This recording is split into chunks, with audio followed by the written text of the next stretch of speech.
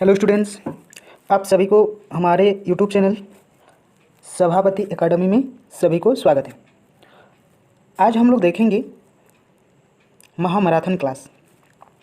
इस क्लास में क्या क्या रहने वाले हैं इसके विषय में हम लोग पहले जानकारी प्राप्त करेंगे। उसके बाद हम लोग पूरा विषय को देखेंगे और क्या पढ़ेंगे सब कुछ। ठीक है, चलिए हम लोग देखते हैं क्या क्या आज पढ़ने वाले हैं। आज हम लोग ये सारा चीज़ पढ़ेंगे। ये टेन क्लास जो कि जेक बोर्ड एग्ज़ाम 2022 महामैराथन, क्या है महामैराथन। ठीक है, ये क्लास आज हम लोग देखेंगे। पहले हम लोग देखेंगे राजनीति विज्ञान को, सामाजिक विज्ञान को, सामाजिक विज्ञान में हम लोग देखेंगे 4 चीज़। सोशल साइंस में हम लोग देखेंगे 4 चीज़, क्या क्या। सामाजिक विज्ञान में हम लोग क्या क्या देखेंगे, 4 चीज़ देखेंगे। अर्थशास्त्र देखेंगे, भूगोल देखेंगे और राजनीति विज्ञान देखेंगे और एक चीज़ देखेंगे हम लोग इतिहास। क्या देखेंगे, इतिहास को देखेंगे। ठीक है, इतिहास को हम लोग देखेंगे। ठीक, तो सामाजिक विज्ञान के अंदर ये सारा चीज़ हम लोग आज देखेंगे। तो ये वीडियो बहुत लंबा होगा और इसी में से आप लोगों का क्वेश्चन आएगा। 100% आप लोग कह सकते हैं इसी में से आएगा। ठीक है, तो इसको आप लोग ध्यानपूर्वक देखिए। 1-2 घंटा का हो सकता है, हम कह नहीं सकते कितने समय लगेगा। ठीक है, तो आप लोग ज़रूर इसे देखिए। चारों चीज़ों का हम बना रहे हैं ताकि आप लोगों का कोई दिक्कत ना हो। ठीक है, तो चलिए हम लोग शुरू करते हैं। पहले हम लोग देखेंगे इतिहास। क्या देखेंगे हम लोग, इतिहास। ठीक है, तो पहले इतिहास को देखेंगे, उसके बाद राजनीति विज्ञान को देखेंगे, उसके बाद भूगोल को देखेंगे और उसके बाद हम लोग क्या देखेंगे, अर्थशास्त्र को देखेंगे। तो सभी प्रश्न से ट्रिम 1 का ये सोशल साइंस का आप लोगों का कंप्लीट हो जाएगा। सोशल साइंस का आप लोगों का कंप्लीट हो जाएगा। ठीक है, तो चलिए हम लोग वीडियो को आगे बढ़ाते हैं। जो न्यू स्टूडेंट जुड़े हैं वो सबसे पहले चैनल को सब्सक्राइब जरूर करें और एक लाइक आप लोग जरूर करें। आप लोगों का बहुत ही हेल्प इस वीडियो के द्वारा होने वाले हैं। ठीक है, चलिए पहला प्रश्न हम लोग देखेंगे। पहला प्रश्न हम लोग देखेंगे, सामाजिक उपबंध नामक पुस्तक के लेखक कौन थे। तो इसका जो लेखक है ये रूसो के द्वारा लिखा गया था। किसके द्वारा, रूसो के द्वारा। ठीक है, यंग इटली सोसाइटी की स्थापना किसने की थी। तो इसका जो स्थापना था वो की थी मैजिनी। किसने की थी, मैजिनी के द्वारा किया गया था। ठीक है, चलिए हम लोग आगे बढ़ते हैं। नंबर 3 को देखेंगे, जब फ्रांस छिंकता है तो बाकी यूरोप को सर्दी जुकाम होता है, यह कथन किसका है। तो यह कथन अगर हम लोग देखेंगे तो इसका आंसर 2 नंबर जाएगा मैटरनिक के द्वारा। ठीक है, उसके बाद हम लोग देखेंगे फ्रांस की क्रांति कब शुरू हुई। तो फ्रांस की क्रांति अगर हम लोग देखेंगे तो 1789 1789 को 1789 ईस्वी को। ठीक है, चलिए हम लोग आगे बढ़ते हैं। आप लोग लाइक करते जाइए। चलिए, नेपोलियन बोनापार्ट कौन था। तो नेपोलियन बोनापार्ट अगर हम लोग देखेंगे तो इसका आंसर जाएगा फ्रांस का सम्राट था। कहाँ का, नेपोलियन बोनापार्ट कहाँ का सम्राट था, फ्रांस का। ठीक है, अब हम लोग देखेंगे 6 नंबर वाला प्रश्न को। 1789 ईस्वी में फ्रांस की क्रांति के समय किसका शासन था। तो उस समय क्रांति के समय हम लोग अगर देखेंगे तो उसका आंसर जाएगा 2 नंबर लुई 16 जिसे हम लोग कहेंगे। ठीक है, क्या आ गया, लुई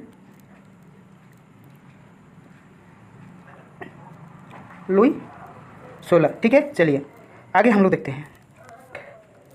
आगे हम लोग देखेंगे फ्रांस की क्रांति का अग्रदूत किसे कहा गया। तो फ्रांस का क्रांति का अग्रदूत अगर हम लोग कहेंगे तो रूसो को कहा गया है। चलिए,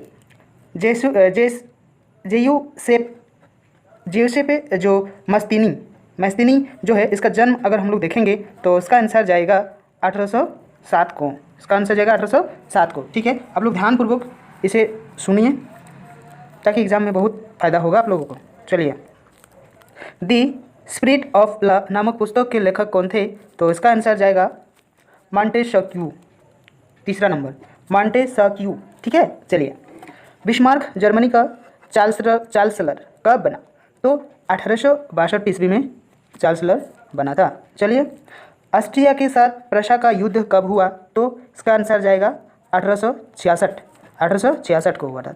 ठीक, चलिए हम लोग देखेंगे प्रशा का ऑस्ट्रिया के साथ किस संधि के द्वारा युद्ध विराम हुए। तो वियना संधि के द्वारा युद्ध का विराम हुआ था। ठीक है, वियना संधि के द्वारा। उसके बाद इटली का एकीकरण कब पूरा हुआ। ये बहुत ही इंपॉर्टेंट क्वेश्चन है।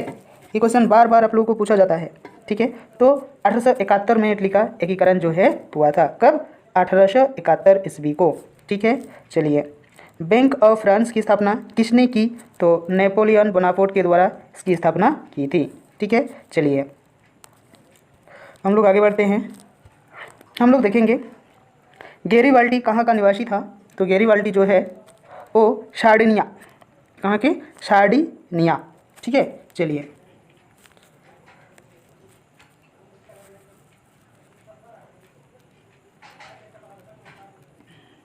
हम लोग देखेंगे अभी हम लोग देखेंगे फ्रांस में नेपोलियन संहिता किस वर्ष लागू की गई? तो इसका आंसर जाएगा 1804 ईस्वी को, ठीक है। माशिले किस देश की राष्ट्रभक्ति का गीत है? तो फ्रांस की, कहाँ की? फ्रांस की। चलिए 18 नंबर वाला प्रश्न हम लोग देखेंगे, वह राज्य जहाँ की राजनीतिक सत्ता उसकी सांस्कृतिक मिलाकर बनती है तो उसे क्या कहते हैं? तो उसको राष्ट्र राज्य कहते हैं। क्या कहते हैं? राष्ट्र राज्य कहते हैं। किसी अमूर्त भावना या विचार को किसी मूर्त संस्कृति व्यक्तित्व वस्तु के रूप में दर्शाने को क्या कहते हैं? तो इसको हम लोग क्या कहेंगे? रूपक कहेंगे। क्या कहेंगे? रूपक, ठीक है। चलिए वीडियो लंबा होगा लेकिन आप लोग छोड़िएगा मत, इसको पूरा देखिए, इसका फ़ायदा आप लोग एग्जाम में मिलने वाला है, ठीक है। महामैराथन क्लास है, सभी को मिला जुलाकर हमने तैयार किया है आप लोगों के लिए। तो चलिए, टूटी हुई बेड़ियाँ, मशाल, तलवार, उगता सूरज आदि प्रतीक कहलाते हैं किसके? रूपक के। किसके? रूपक के, ठीक है। चलिए उसके बाद कैरोल कुरपिस्की कौन था? तो इसका आंसर जाएगा 4 नंबर में, पोलिश राष्ट्रवादी। पोलिश राष्ट्रवादी, ठीक है। चलिए अब देखिए आप लोग, आंखों पर पट्टी बांधे हुए और तराजू लिए हुए महिला किस बात का प्रतीक है? तो हम लोग देखते हैं कोर्ट में, ये न्याय की। बुर्बो राजवंश का शासक किस देश में था? तो फ्रांस में था। बुर्बो राजवंश का शासन किस देश में था? फ्रांस में। किस संधि के द्वारा यूनान को एक स्वतंत्र राष्ट्र के रूप में मान्यता मिली? तो कुस्तुनतुनिया की।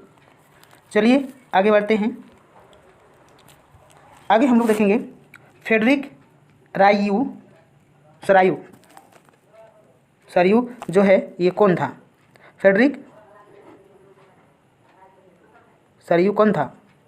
तो इसका आंसर जाएगा फ्रांसीसी चित्रकार। किसी राष्ट्र की सामूहिक पहचान को क्या कहते हैं?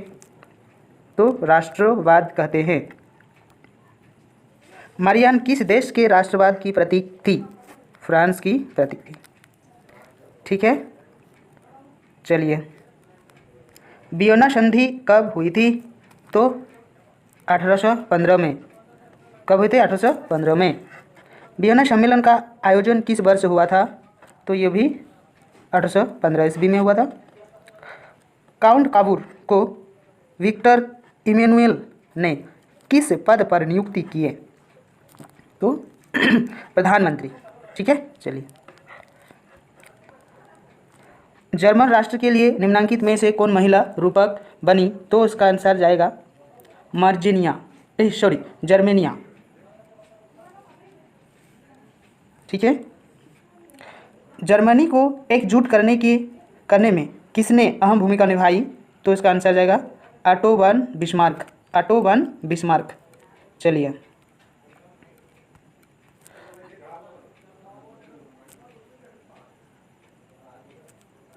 हम लोग देखेंगे अभी निम्नांकित में से किसे एकीकृत इटली का प्रथम किया गया था? तो इसका आंसर विक्टर इमैनुएल टू को, ठीक है।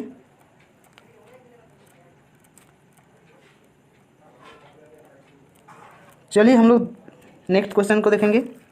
निम्नांकित में से किस देश को सभ्यता का पलना के रूप में जाना जाता है? तो यूनान।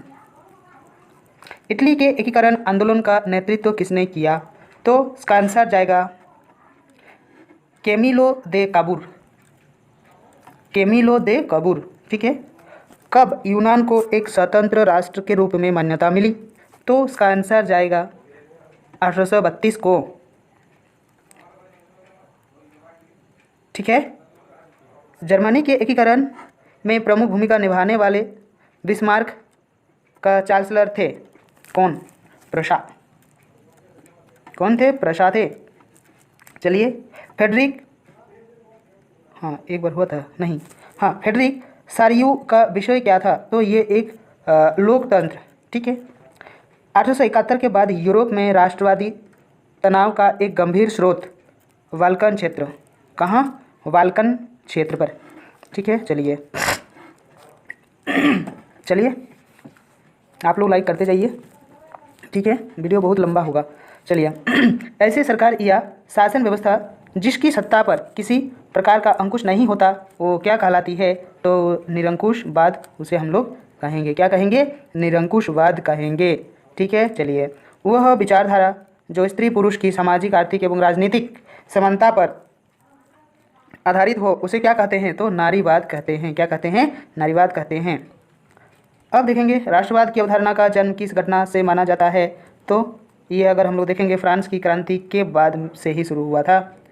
सार्डिनिया पिडमांड का शासक कौन था? तो विक्टर इमेनुएल था। विक्टर इमेनुएल था।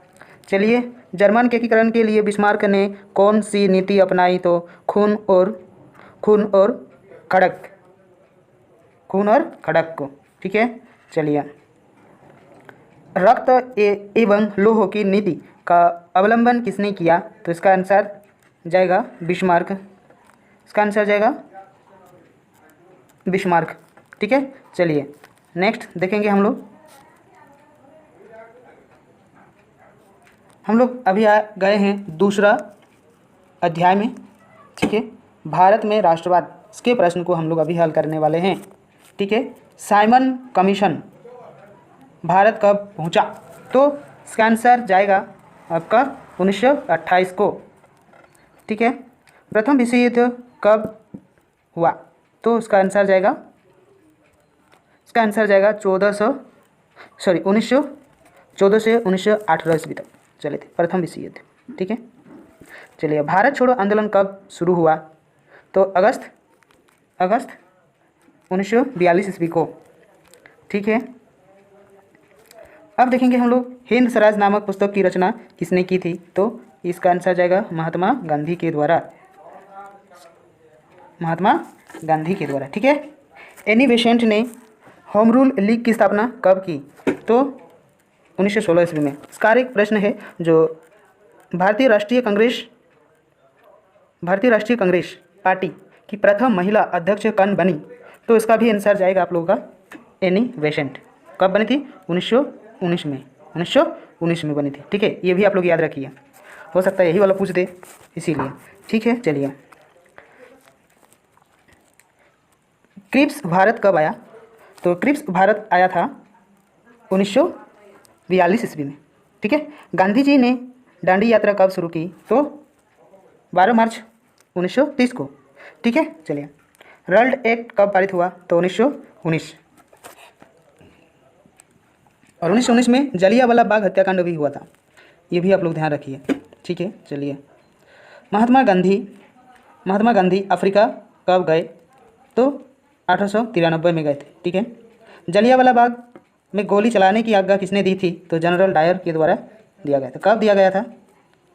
तो 1919 ईस्वी में, ठीक है।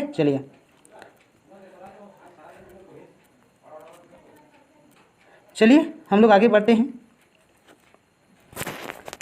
हैं। पंडित नेहरू ने पूर्ण स्वतंत्रता का प्रस्ताव कब पारित किया?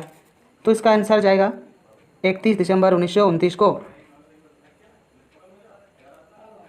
ठीक है। द्वितीय गोलमेज सम्मेलन का आयोजन कब हुआ था? तो इसका आंसर जाएगा 7 सितंबर 1931 को। चलिए, हम लोग आगे बढ़ते हैं। हम लोग अभी देखेंगे इसका नेक्स्ट प्रश्न को हम लोग देखेंगे। ठीक है, राजनीतिक गतिविधियों को कुचलने और बिना मुकदमा चलाए में बंद रखने का प्रावधान किस एक्ट में था? तो इसका आंसर अगर हम लोग देखेंगे तो रॉलिक्ट एक्ट। किस एक्ट में? रॉलिक्ट एक्ट में था। ठीक है, बस चलिए उसके बाद हम लोग देखते हैं। उसके बाद हम लोग देखेंगे चोरी चौरा में हिंसात्मक घटना के कारण महात्मा गांधी ने ये आंदोलन जो है कब वापस लिया था? तो इसका आंसर जाएगा सीधा असहयोग आंदोलन। असहयोग आंदोलन। ठीक है, उसके बाद पूना पैक्ट कब हुआ? सितंबर 1932 को। पूना पैक्ट कब हुआ? सितंबर 1932 को। ठीक है, चलिए महात्मा गांधी ने कब नमक बनाकर नमक कानून का उल्लंघन किया? तो इसका आंसर जाएगा 6 अप्रैल 1930 को। 6 अप्रैल 1930 को नमक कानून उल्लंघन किया था। सविनय अवज्ञा आंदोलन कब और किस यात्रा में शुरू हुआ? तो इसका आंसर जाएगा 1930 दांडी यात्रा के द्वारा। चलिए आगे बढ़ते हैं। दलित वर्ग एसोसिएशन की स्थापना किसने की? तो इसका स्थापना डॉक्टर भीमराव अंबेडकर के द्वारा किया गया था। चलिए हम लोग आगे बढ़ते हैं। डॉक्टर भीमराव अंबेडकर ने दलित वर्ग एसोसिएशन का गठन कब किया? तो ये भी हम लोग देखेंगे 1930 को किया था। ठीक है, ऑल इंडिया मुस्लिम लीग की स्थापना किस वर्ष हुई थी? तो इसका आंसर जाएगा आपका 1906 को। ठीक है, 1906 को।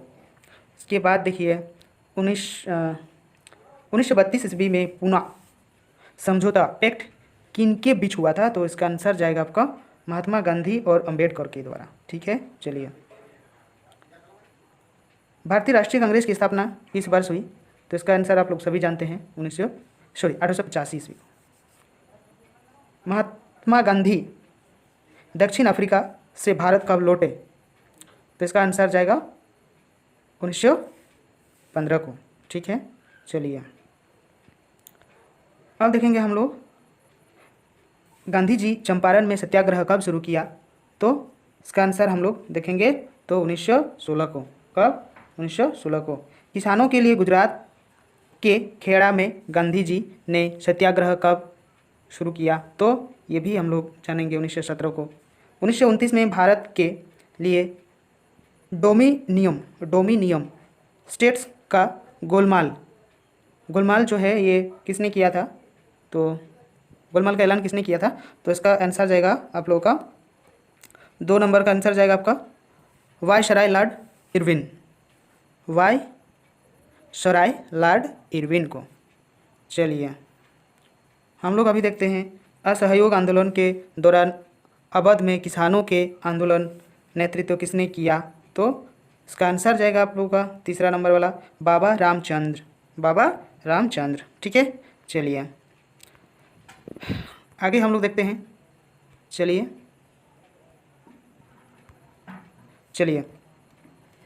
कांग्रेस के किस अधिवेशन में पूर्ण स्वराज के संकल्प को अपनाया गया था? तो लाहौर। कहाँ? लाहौर में जो सम्मेलन हुआ था उसी समय।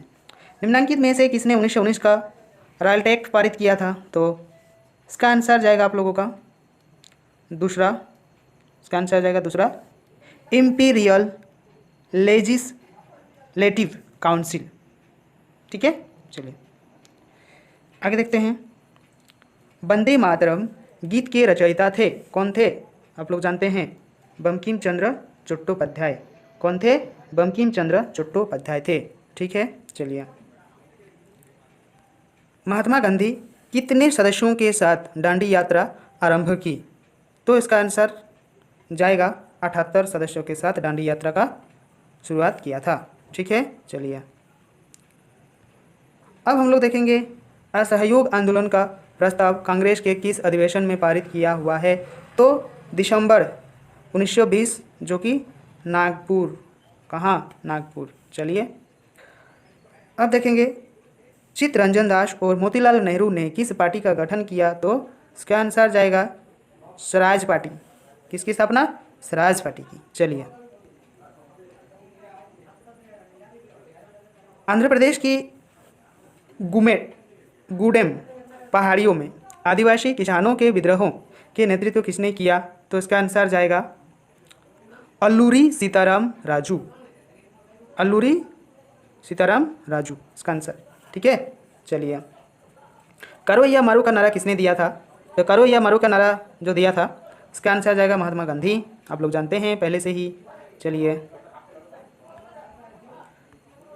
चलिए अब हम आ गए हैं भूगोल। इतिहास हम लोग का ख़त्म हो गया, इतिहास जो है हम लोगों का ख़त्म हो गया है। अब हम लोग देखेंगे भूगोल, अब हम लोग देखेंगे भूगोल को, ठीक है। चलिए, संसाधन एवं विकास, ठीक है, संसाधन एवं विकास को देखेंगे। वस्तुनिष्ठ प्रश्नोत्तर MCQ होगा इसका आप लोगों का परीक्षा में, तो ये ट्रीम 1 का है। चलिए ध्यानपूर्वक इसे देखिए और आप लोग लाइक करते जाइए वीडियो को। चलिए, पूरा सोशल साइंस का पूरा आज कंप्लीट हम आप लोगों को देंगे, ठीक है, पूरा कंप्लीट देंगे पूरा, ठीक है। चलिए, चाहे 2-3 घंटा जितना भी समय हो वो हम पूरा करके ही छोड़ेंगे आप लोगों के लिए। आप लोग लाइक और शेयर इस वीडियो को ज़रूर करें अपने दोस्तों को, ताकि उसको भी इसका लाभ मिल सके। चलिए, लौह अयस्क किस प्रकार का संसाधन है? तो इसका आंसर जाएगा आप लोगों का अनवीकरण योग्य, अनवीकरण योग्य, ठीक है। आप लोग हड़बड़ी में गलत मत कर देना, हड़बड़ी में गलत मत कर देना, ठीक है। चलिए, ज्वारीय ऊर्जा निम्नलिखित में से किस प्रकार का संसाधन है? तो ज्वारीय ऊर्जा जो है पुनः पूर्ति योग्य संसाधन है। पंजाब में भूमि निम्नीकरण का निम्नलिखित में से मुख्य कारण क्या है? तो इसका आंसर जाएगा अधिक सिंचाई। कौन सा इसका आंसर जाएगा? अधिक सिंचाई, ठीक है। चलिए,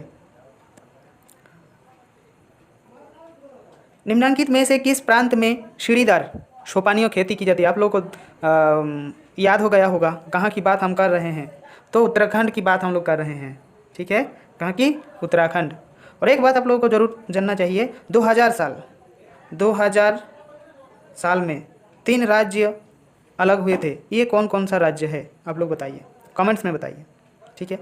ये प्रश्न पूछ सकते हैं, हम 2 बता दे रहे हैं आप लोगों को और एक आप लोग कमेंट्स में बताइए। एक हो गया झारखंड, दूसरा हो गया उत्तराखंड और तीसरा हो गया, बताओ तीसरा कौन है? आप लोग बताइए कमेंट्स में, तीसरा कौन है? तीसरा राज्य, दूसरा हो गया झारखंड, उत्तराखंड और तीसरा आप लोग बताइए। वो 6 से शुरुआत होता है, 6 से, ठीक है। तो आप लोग अभी बताइए क्या है, ठीक है। चलिए, नवीकरणीय योग्य संसाधन क्या है? तो जल है, क्या क्या है? जल है, वन है, पवन ऊर्जा है, तीनों है, ठीक है, तीनों है। इसका आंसर आप लोग याद रखिए, नवीकरणीय योग्य संसाधन। अगर इसमें से दूसरा रहेगा या ऐसा नहीं भी रह सकता है, 3 ऑप्शन गलत देगा, 1 ऑप्शन सही देगा और उसी में से पूछेगा कि बताओ इनमें से कौन है, तो भी बताना होगा। इसीलिए सभी को मत पढ़िए, मतलब यहाँ जो सभी लिखा हुआ है ना, यहाँ जो सभी लिखा हुआ है इसको मत पढ़िए, इसको पढ़िए, वन, जल और पवन। समझ में आ रहा है आप लोगों को? चलिए, निम्नों में से कौन राष्ट्रीय संसाधन है? तो आप लोगों को पता है राष्ट्रीय संसाधन जो है ये क्या है? जल संसाधन है। राष्ट्रीय संसाधन क्या है? जल और सड़क, सड़क भी है राष्ट्रीय संसाधन, इसमें दिया हुआ नहीं है लेकिन वो भी है, ठीक है, आप लोग उसको ध्यान में रखिए। चलिए, उत्तरी भारत की सबसे आम मिट्टी यानी कि साधारण मिट्टी जिसे हम लोग कहेंगे तो जलोढ़ मिट्टी है। कौन सी है? जलोढ़ मिट्टी, ठीक है। चलिए, हम लोग देखेंगे अभी निम्नलिखित में से कौन सा प्राकृतिक संसाधन नहीं है? तो नहीं है तो ठीक है, लेकिन है वाला कौन कौन सा है ये भी जानना होगा। प्राकृतिक रूप से हम लोग को मिलता है जल, खनिज मिलता है और भूमि भी मिलता है, तो 3 मिलता है। और एक जो है ये नहीं मिलता है, कौन? भवन, ये मनुष्य के द्वारा बनाया जाता है, इसीलिए प्राकृतिक संसाधन नहीं है। और अगर है पूछे तो ये तीनों में से कोई एक रहे, उसको आप लोग लगा दीजिए, गोला कर दीजिए, ठीक है। चलिए, इसके बाद हम लोग देखेंगे इनमें से कौन सा एक संसाधन नवीकरणीय संसाधन है? तो ज्वारीय ऊर्जा जो है नवीकरणीय संसाधन है। कौन सा है? ज्वारीय ऊर्जा। नवीकरण योग्य संसाधन का एक उदाहरण है, क्या है ये? पेट्रोलियम, बॉक्साइट, कोयला, सौर ऊर्जा। बताओ, सौर ऊर्जा क्या है? सौर ऊर्जा है। ये कोयला, बॉक्साइट, पेट्रोलियम ये सारा अनवीकरणीय है, ठीक है। एक बार ख़त्म हो गया तो पुनः रूप से इसे हम लोग तैयार नहीं कर सकते हैं, ठीक है, इसीलिए अनवीकरणीय है। और नवीकरणीय है जो एक बार ख़त्म होने से भी हम लोग उसे दूसरा बार बना सकते हैं, प्रयोग में ला सकते हैं, वही होता है, ठीक है। चलिए, वीडियो बहुत लंबा होगा, इसके लिए आप लोग कोई चिंता मत करिए, लेकिन इसे पूरा देखते जाइए आप लोग, ठीक है। पूर्वी तट पूर्वी तट के नदी डेल्टाओं में किस प्रकार की मृदा पाई जाती है? तो जलोढ़ मृदा पाई जाती है। किस प्रकार की मृदा पाई जाती है? जलोढ़ मृदा पाई जाती है। उत्पत्ति के आधार पर संसाधनों का वर्गीकरण किस प्रकार किया जा सकता है? तो जैव और अजैव, जैव और अजैव। ठीक है, चलिए आप लोगों को मज़ा आ रहा है तो कमेंट्स करते जाइए और लाइक करते जाइए, अपने दोस्तों को शेयर भी करते जाइए। ठीक है, चलिए पढ़ने में मज़ा आना चाहिए। नवीकरणीय जैव संसाधन नहीं है बोला है, देखिए कितना अच्छा क्वेश्चन है, हम आप लोगों को समझा रहे हैं। नहीं है बोला है तो पवन ऊर्जा जो कि ये नवीकरणीय है, हम लोग पूर्ण रूप से उसे बना सकते हैं, जल से भी बना सकते हैं, सौर ऊर्जा से भी बना सकते हैं, तीनों से बना सकते हैं। तो एक जो है जीवाश्म ईंधन, इसमें हम लोग एक बार ख़त्म हो जाने के बाद दूसरा बार इसे हम लोग बना नहीं सकते, दूसरा बार से बना नहीं सकते, प्रयोग भी नहीं कर सकते हैं। ठीक है, तो यही होता है नवीकरणीय संसाधन नहीं है वाला आंसर। इसका आंसर 1 नंबर वाला होगा। ठीक है, और है यदि पूछे तो सौर, जल, पवन तीनों है नवीकरणीय। समझ में आ रहा है? ठीक है, चलिए किस मिट्टी में लौह धातु अधिक मात्रा में होती है? तो काली मिट्टी में अधिक मात्रा में होती है।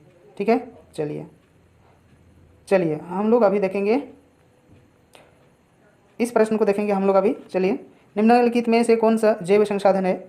तो जैव संसाधन अगर हम लोग देखेंगे तो मानव है। कपास उत्पादन के लिए सबसे अच्छा मिट्टी कहा जाता है काली मिट्टी को।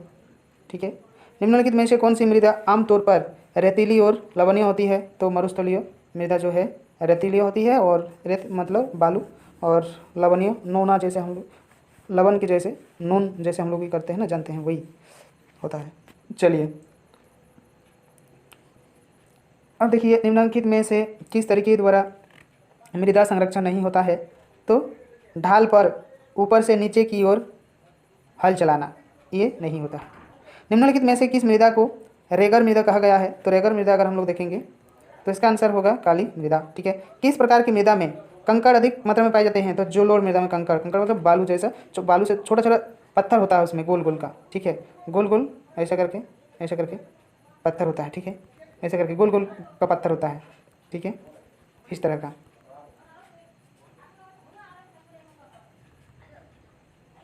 ठीक है, चलिए रियो डी जेनेरो पृथ्वी सम्मेलन आयोजित किया गया था कहाँ पे? ब्राज़ील में। ठीक है, भारत का कितने प्रतिशत भूभाग पर मैदान है? तो 43। निम्नलिखित में से कौन सा जैविक संसाधन का एक उदाहरण है? तो जैविक संसाधन का एक उदाहरण अगर हम लोग देखेंगे तो पशु है। क्या है? पशु है। सड़कें और नहरें किस प्रकार की संसाधन है? तो राष्ट्रीय संसाधन।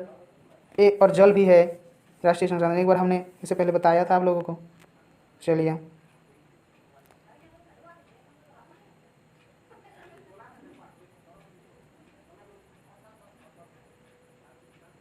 हम लोग देखेंगे दूसरा जियोग्राफी का, वन एवं वन्य जीव संसाधन का देखेंगे।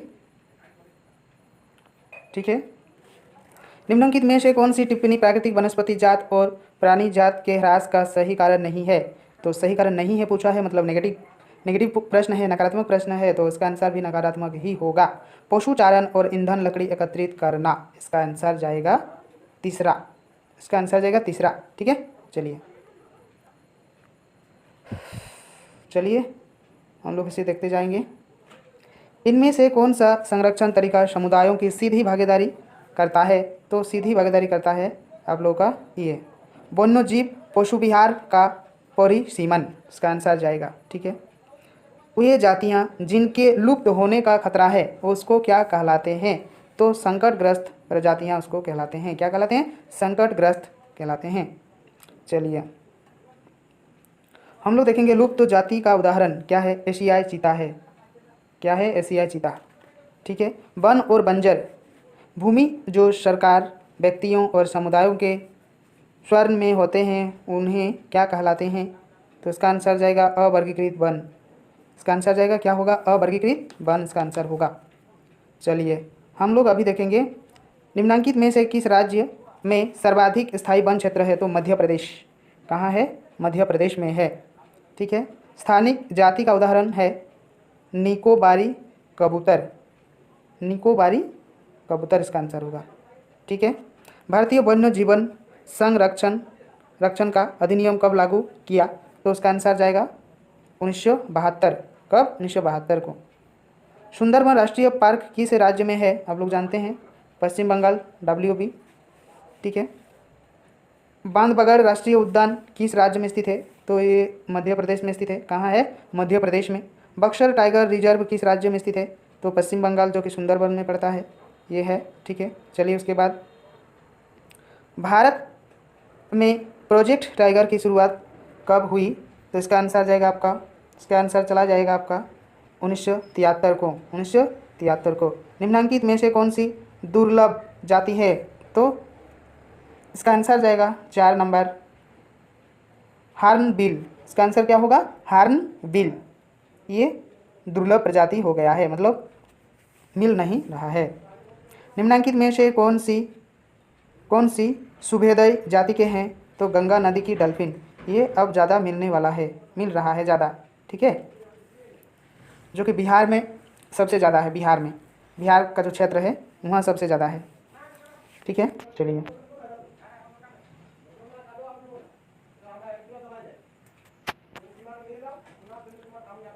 भारत में वनस्पतियों की कितनी प्रजातियां पाई जाती है? तो इसका आंसर होगा 47,000 प्रजातियां।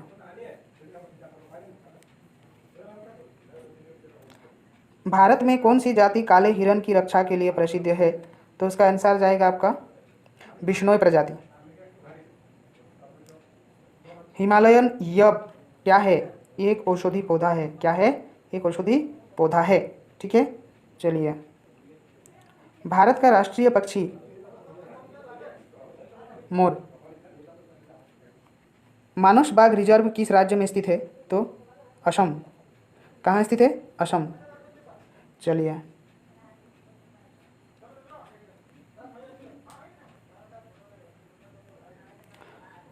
उन्नीस सौ 52 में भारत निम्नों में से किस प्रजाति को विलुप्त घोषित कर चुका है?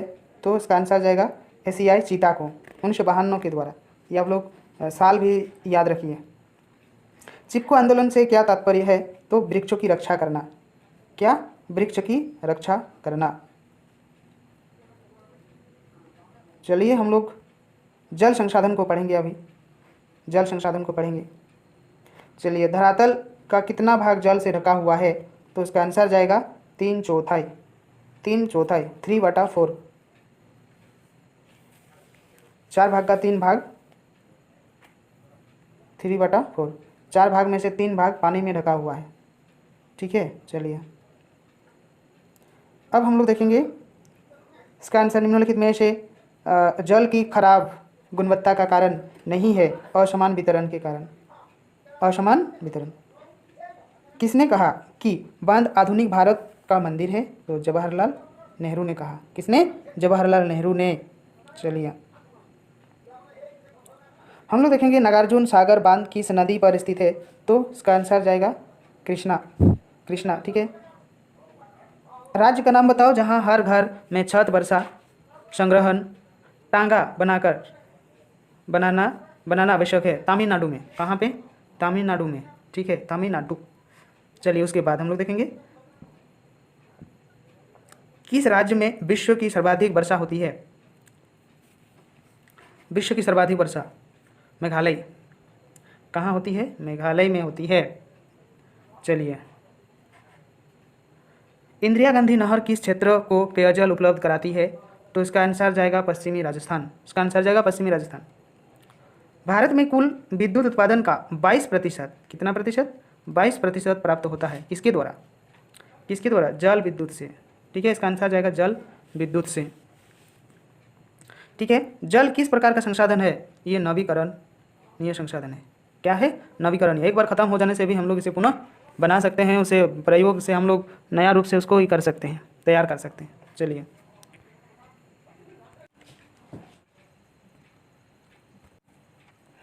हम लोग देखते हैं नागरिक शास्त्र को। ठीक है। सत्ता की साझेदारी, इसमें हम लोग देखेंगे 1970 से 1993 के मध्य बेल्जियम के संविधान में कितनी संशोधन हुआ था? तो तो 4 बार। कितना? 4 बार। चलिए हम लोग देखेंगे सामूहिक सरकार का उदाहरण निम्नलिखित में से किस देश में मिलता है? तो बेल्जियम में मिलता है इसकी। ठीक है। श्रीलंका में तमिल देश की कुल जनसंख्या का भाग कितना है? 18% है। कितना प्रतिशत? 18% है। बेल्जियम को स्वतंत्रता कब प्राप्त हुई? तो 4 अक्टूबर 1830 ईस्वी को। ठीक है। चलिए हम लोग देखेंगे अभी बेल्जियम में कौन सी भाषा बोलने वाले बहुसंख्यक है, अथवा बेल्जियम की राजधानी ब्रुसेल्स में 80% लोग जो है वो किस तरह की भाषा का प्रयोग करते हैं? तो इसका आंसर होगा डच। इसका आंसर होगा डच। ठीक है। चलिए कौन सी जातीय समूह ब्रुसेल्स में बहुसंख्यक है? तो फ्रांसीसी भाषी होगा इसका आंसर। ठीक है। चलिए अब देखेंगे हम लोग 1956 ईस्वी में श्रीलंका किस भाषा को एकमात्र राजभाषा बना दिया गया? तो सिंघाली को एकमात्र राजभाषा बना दिया गया था। अल्पसंख्यक फ्रेंच भाषी लोग तुलनात्मक रूप से किसने जो है समृद्ध और ताकतवर रहते थे? तो डच। कौन सी? डच। चलिए बेल्जियम में निम्नलिखित में से कौन सी भाषा बोली जाती है? तो इनमें से सभी भाषा को बोली जाती है। फ्रेंच भी बोलते हैं, डच भी बोलते हैं और जर्मनी भी बोलते हैं। ठीक है। इसके बाद हम लोग देखेंगे श्रीलंका में 2 मुख्य जातीय गुट है। कौन कौन से है? सिंघाली और तमिल 2 गुट है।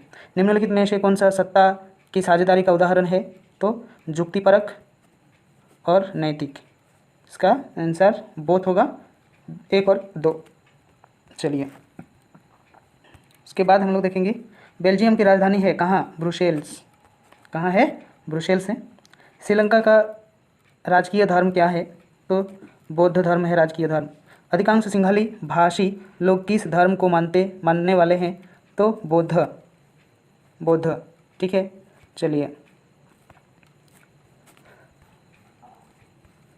चलिए हम लोग अभी देखेंगे निम्नलिखित में से किस जातीय समूह की ब्रुसेल्स में सबसे आबादी है?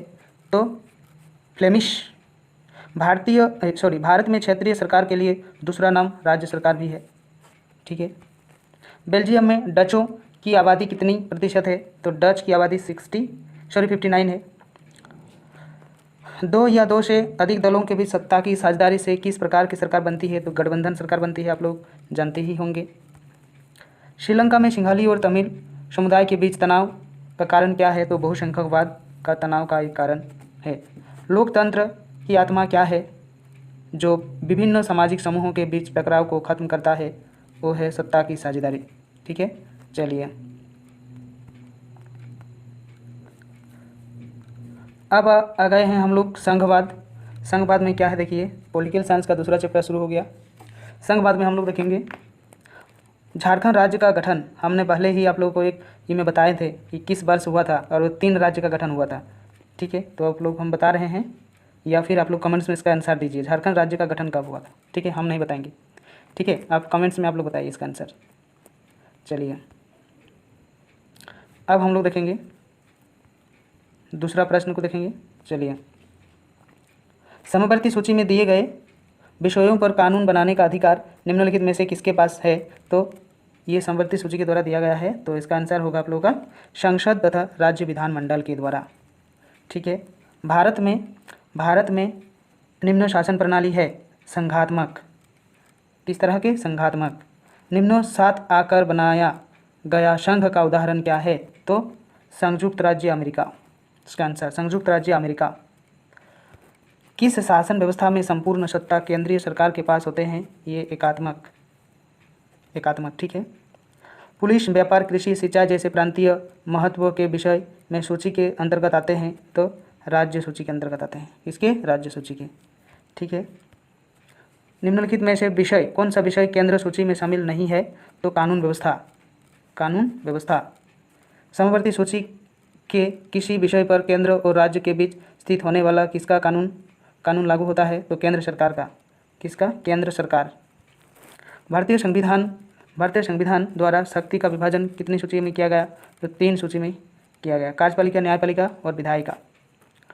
अवशेष विषयों पर कानून बनाने का अधिकार निम्नलिखित में से किसके पास है? तो संसद के पास है। किसके पास है? संसद के पास है।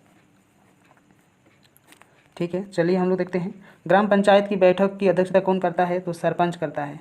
कौन करता है? सरपंच। भारतीय संघ में इस समय क्या है? इस समय अगर हम लोग देखेंगे तो 28 राज्य है और 9 केंद्र शासित प्रदेश है। 9 केंद्र शासित प्रदेश है। ठीक है, चलिए अब हम लोग देखेंगे केंद्र और राज्य सरकारों के बीच में होने वाले विवादों का निपटान कौन करता है? तो न्यायपालिका करता है। कौन करता है? न्यायपालिका करता है। स्थानीय शासन वाली संस्थाएं जो शहरों में काम करती है वो क्या कहलाता है? तो वो हम लोग जानते हैं क्या कहलाते हैं? नगर पालिका और नगर निगम। जो गांव में होते हैं वो नगर ग्राम पंचायत होता है। ठीक है, तो और नगर में होता है नगर निगम और नगर पालिका। ठीक, चलिए हम लोग देखेंगे अभी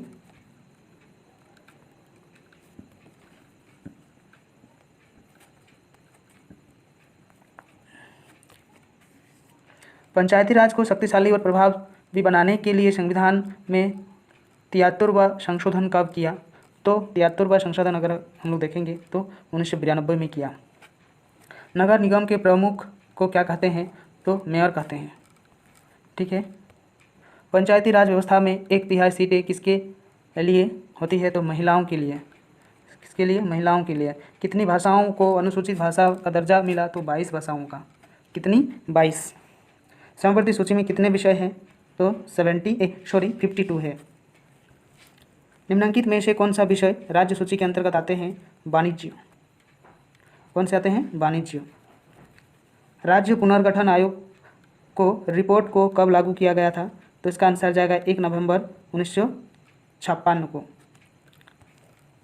इसके बाद जब केंद्र और राज्य सरकारों से सत्ता लेकर स्थानीय सरकारों दे दी जाती है तो उसे कहते हैं विकेंद्रीकरण। क्या कहते हैं? विकेंद्रीकरण। निम्नलिखित में से कौन सा केंद्रीय सूची में विषय नहीं है? केंद्रीय सूची का विषय नहीं है विदेशी मामले। पंचायती राज की प्रमुख इकाई क्या है? ग्राम सभा है। इसकी आंसर ग्राम सभा होगा। ठीक है, प्रतिरक्षा, विदेशी मामले, बैंकिंग, संचार और मुद्रा जैसे राष्ट्रीय महाविषय के किस सूची में महत्वपूर्ण विषय है? तो संघ। क्या है? संघ सूची। ठीक है, शिक्षा, वन, मजदूर संघ, विवाह, गोद लेना और विशेषाधिकार विषय किस सूची के महत्वपूर्ण विषय है? तो इसका आंसर जाएगा समवर्ती सूची। इसका आंसर जाएगा समवर्ती सूची। ठीक है, चलिए हम लोग अभी आगे बढ़ते हैं। 5वां नंबर वाला हम लोग देखेंगे जन संघर्ष और आंदोलन। चलिए, निम्नलिखित में से किस वर्ष नेपाल में पुनः लोकतंत्र की स्थापना हुई? तो 2006 में इसकी पुनः लोकतंत्र की स्थापना हुई। बोलीविया में विद्रोह हुआ किसके चलते? लोकतंत्र की बहाली के लिए। लोकतंत्र की बहाली के लिए। इसके बाद हम लोग देखेंगे बोलीविया में जल आंदोलन का नेतृत्व किसने किया था? तो इसका आंसर जाएगा फेडेकोर। ठीक है, निम्नों में से कौन दबाव समूह का लक्षण है? तो इनमें से सभी इसका आंसर होगा। मतलब हम लोग देखेंगे समान हित, संगठन, सर्वव्यापकता, ये तीनों इसका आंसर होगा। ठीक है, चलिए अब हम लोग देखेंगे मेधा पाटेकर निम्नलिखित में से किस आंदोलन से संबंधित है? तो नर्मदा बचाओ आंदोलन। नर्मदा बचाओ आंदोलन मेधा पाटेकर इससे संबंधित है। निम्नलिखित में से कौन सा दबाव समूह का उदाहरण है? तो इनमें से सभी है। नर्मदा बचाओ आंदोलन, शराब विरोधी आंदोलन, सूचनाओं के आधार अधिकार आंदोलन, यानी इनमें से सभी इसका आंसर होगा। चलिए अब हम लोग देखेंगे भारतीय संसद द्वारा सूचना का अधिकार किस वर्ष पारित किया? तो 2005 में। कब? 2005। सब दलीय संगठन का मुख्य उद्देश्य क्या है? तो इसका आंसर होगा नेपाल में लोकतंत्र की बहाली। ठीक है, चलिए उसके बाद वामसेफ निम्नों में से किसका आंदोलन है? इसका आंदोलन कर्मचारियों का। किसका? कर्मचारियों का। अखिल भारतीय विद्यार्थी परिषद किस राजनीतिक दल से संबंधित है? तो भारतीय जनता पार्टी। ठीक है, चलिए निम्नलिखित कौन सा दबाव समूह, ये 11 नंबर वाला प्रश्न है। चलिए, कौन सा दबाव समूह सामूहिक हित या समर्थ करता है? तो जन सामान्य हित समूह जो है ये जन सामान्य हित समूह। ठीक है, चलिए अब हम लोग देखेंगे निम्नांकित में से कौन सा जन सामान्यों का हित समूह है। तो बंधुआ मजदूरी के खिलाफत लड़ने वाले समूह जो है इसका आंसर होगा। अधिकांश समय लोकतंत्र किस माध्यम से विकसित हुआ। तो लोकप्रिय संघ। किसके? लोकप्रिय संघ। चलिए हम लोग देखेंगे निम्नलिखित में से कौन एक सार्वभौम प्रकृति का आंदोलन नहीं है। तो नर्मदा बचाओ आंदोलन जो है ये है नर्मदा बचाओ आंदोलन। नेपाल में किस प्रकार की सरकार को वर्ष 1990 में अपनाया गया था। तो लोकतांत्रिक। ठीक है। चलिए हम लोग देखेंगे अभी अर्थशास्त्र, इकोनॉमिक्स को देखेंगे, अर्थशास्त्र को। ठीक है, विकास पहला। चलिए हम लोग प्रश्न को देखते हैं। सामान्य किसी देश का विकास किस आधार पर निर्धारित किया जाता है। तो इनमें से सभी इसका आंसर दिया हुआ है। लोगों की स्वास्थ्य स्थिति, औसत साक्षरता स्तर, प्रति व्यक्ति आय, ये तीनों चीज़ महत्वपूर्ण है। ठीक है। निम्नलिखित पड़ोसी देश में से मानव विकास के लिहाज से किस की स्थिति भारत से बेहतर है। तो श्रीलंका इसका आंसर होगा। चलिए उसके बाद हम लोग देखेंगे उसके बाद देखेंगे वे देश जिनकी प्रति व्यक्ति आय डेढ़ अथवा कम है निहित आय वर्ग के देश कहलाते हैं। तो यूएस जो कि कितनी है 955। ठीक है।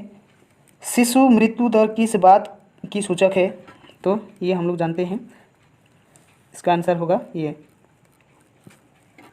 किसी वर्ष में पैदा हुए 1000 जीवित बच्चों में से एक वर्ष आयु से पहले मर जाने वाले बच्चों की संख्या। ठीक है। भूमिहीन ग्रामीण मजदूरों के लिए निम्नलिखित में से कौन सा विकास का लक्षण हो सकता है। तो बेहतर मजदूरी। कौन सा? बेहतर मजदूरी।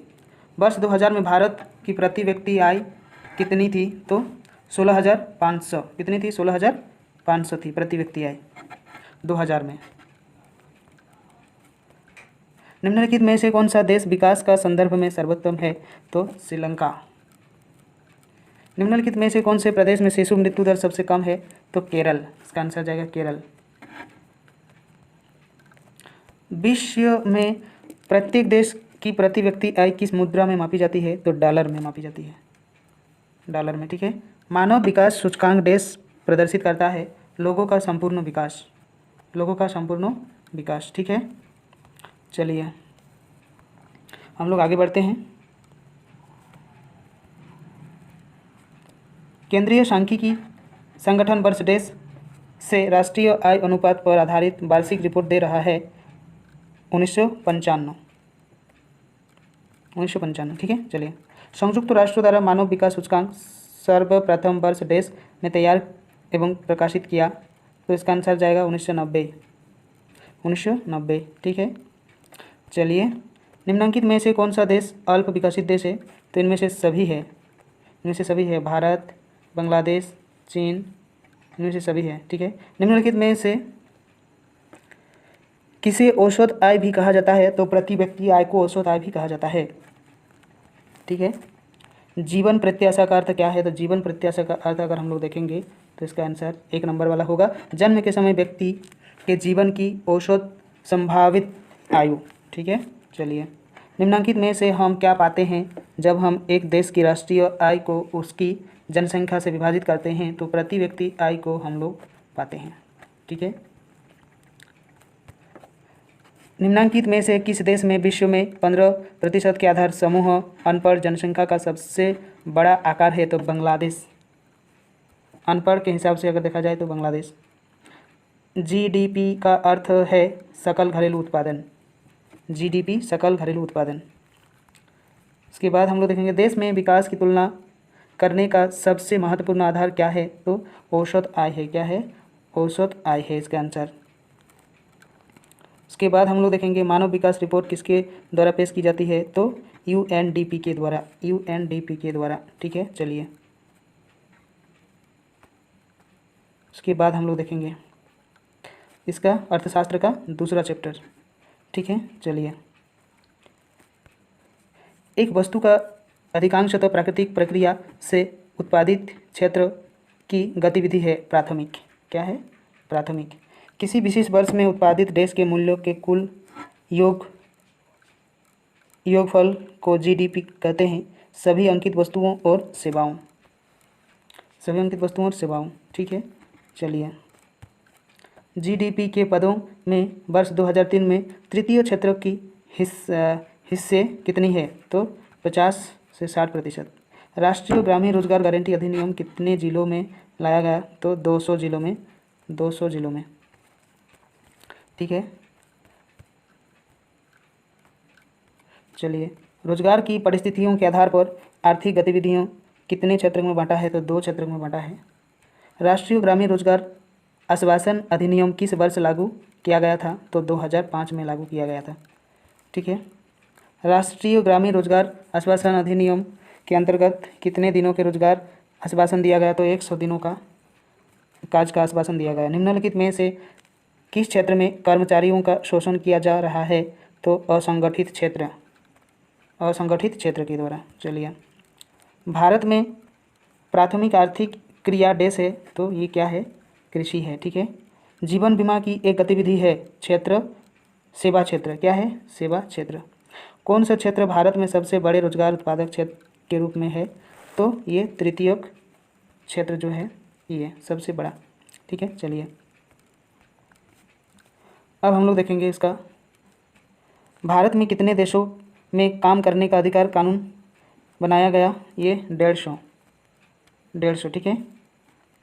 किस क्षेत्र में प्राकृतिक से प्राप्त उत्पादों को औद्योगिकरण की सहायता से अन्य प्रारूपों में बदला जाता है? तो द्वितीय क्षेत्रों में, जैसे गेहूं से आटा, गन्ना से गुड़, शुगर, चीनी जिसे कहा जाता है, इसी तरीके से। निम्नलिखित में से कौन सी गतिविधि तृतीय क्षेत्र की गतिविधि है? तो चीनी बनाना, ये द्वितीय गतिविधि के अंदर आता है चीनी बनाना, ठीक है। अल्प रोजगार एक स्थिति है जहां लोग क्या करते हैं? अपनी क्षमता से कम काम करते हैं। कृषि, डेयरी, खेती निम्नलिखित में से किस क्षेत्र से संबंधित गतिविधि है? तो प्राथमिक। क्या है? प्राथमिक, ठीक है। चलिए, वर्ष 2010-11 में उत्पादन के संदर्भ में कौन सा क्षेत्र सबसे बड़ा था? तो सेवा क्षेत्र सबसे बड़ा था। कौन सा क्षेत्र? सेवा क्षेत्र। इनमें से कौन संगठित क्षेत्र में कार्यरत है? तो पर्यटन। क्या है? पर्यटन निर्देशक। इनमें से कौन संगठित क्षेत्रों में कार्यरत नहीं है? तो सब्जी विक्रेता, ठीक है। वर्ष 2010-11 में भारत का सकल घरेलू उत्पादन जीडीपी कितना है? 42 लाख करोड़, 42 लाख करोड़, ठीक है। यह किसी देश के भीतर किसी विशेष वर्ष में उत्पादित सभी अंकित वस्तुओं का सेवाओं का मूल्य है कितना? सकल घरेलू उत्पादन, जीडीपी जिसे हम लोग कहते हैं। रेलवे देश का उदाहरण है, सार्वजनिक क्षेत्र का उदाहरण है, ठीक है। अब देखेंगे निम्नलिखित में से कौन सा अधिनियम टिस्को जैसी कंपनी के अंदर लागू नहीं होता है? तो ये आंसर होगा राष्ट्रीय ग्रामीण रोजगार गारंटी अधिनियम, ये नहीं होगा, ठीक है। इनमें से कौन प्राथमिक क्षेत्र से संबंधित है? तो खनन। क्या है? खनन है। चलिए, हम लोग बाकी प्रश्नों को देखते हैं।